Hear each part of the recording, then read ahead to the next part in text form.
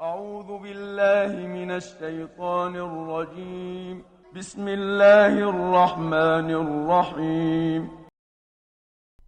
Assalamualaikum warahmatullahi wabarakatuh, Ustaz Syafiq. Waalaikumsalam warahmatullahi wabarakatuh.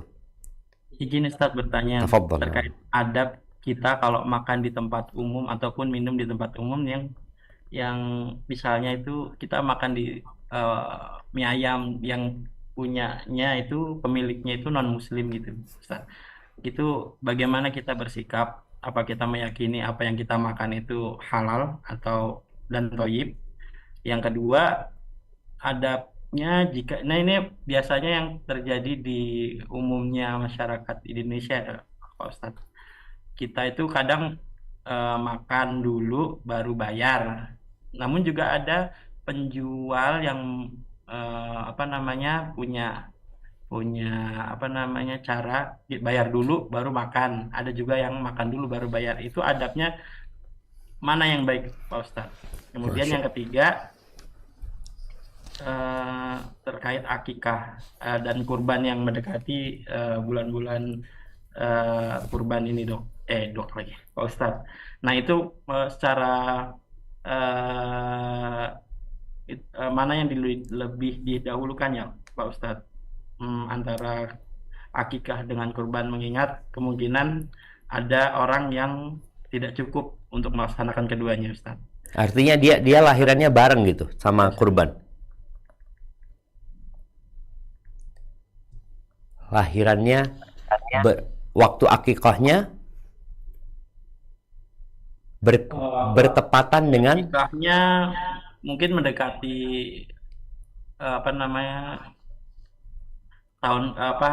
hari kurban gitu, Ustaz. Mungkin hartanya sudah kepakai dahuluan yang seharusnya mungkin untuk beli misalnya kambing itu buat kurban, tapi udah didahulukan untuk akikah itu, Ustaz. Nah, barakallahu fikum. Siap. Berkaitan dengan pertanyaan yang pertama tadi, ketika kita makan di rumah makan punya non muslim, maka kita perlu berhati-hati ketika pemiliknya non muslim yang boleh jadi dia tidak kenal dengan halal dan haram. Maka hendaklah kita pindah ke tempat lain. Kecuali kita tahu hukum asalnya makanan semua halal. Jadi ketika seorang muslim yang berjualan, dia tidak akan menjual yang haram. Ini bicara hukum asal. Jadi sampai sebagian kawan bilang seharusnya nggak perlu label halal, yang perlu label haram. Yang diperlukan adalah label haram. Karena hukum asalnya semua makanan itu halal. Apalagi kita di negeri muslim ya, yang mayoritasnya muslim, yang mereka nyembelih dengan cara Islam, yang kemudian mereka juga tahu dengan makanan-makanan yang tidak diperbolehkan untuk dikonsumsi. Jadi kayak muanya di masyarakat umum ya, orang jual bakso.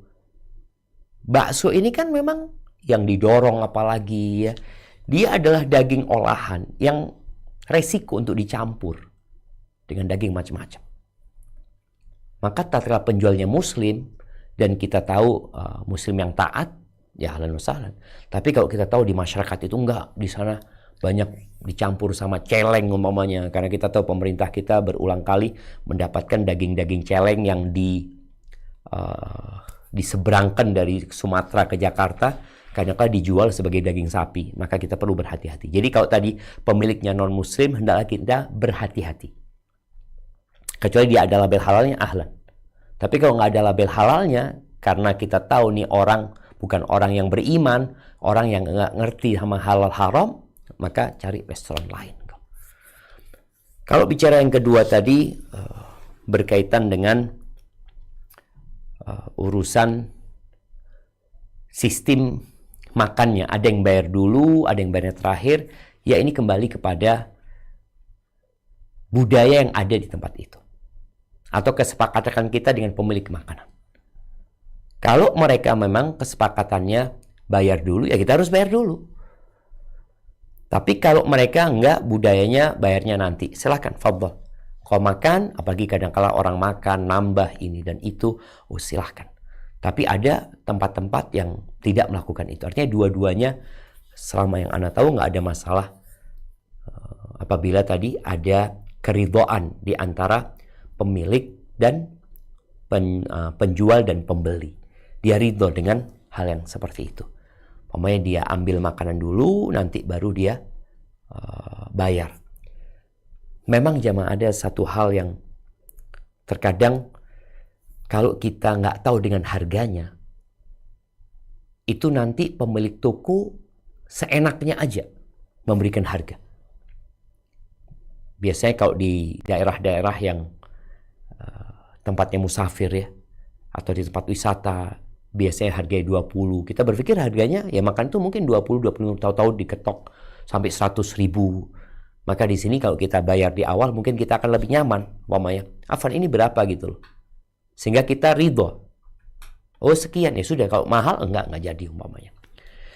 Adapun berkaitan dengan akikah dan Idul Adha, ketika menjadi satu, umpamanya waktu akikahnya subhanallah pas pada waktu Idul Adha.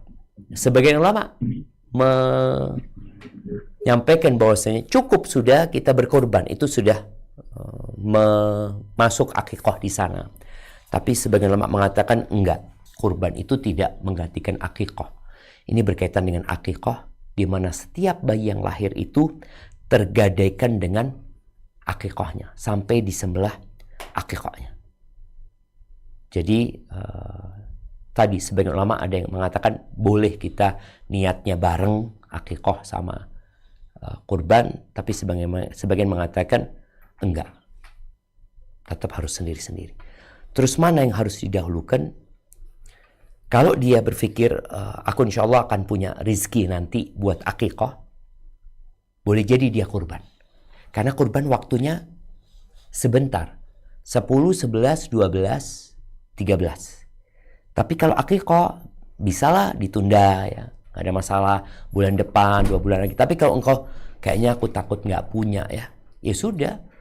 Engkau ahsan akikah. Jadi yang menjadi tanggunganmu untuk anakmu selesai. Seperti itu. Hada wallahu a'lam bishawab.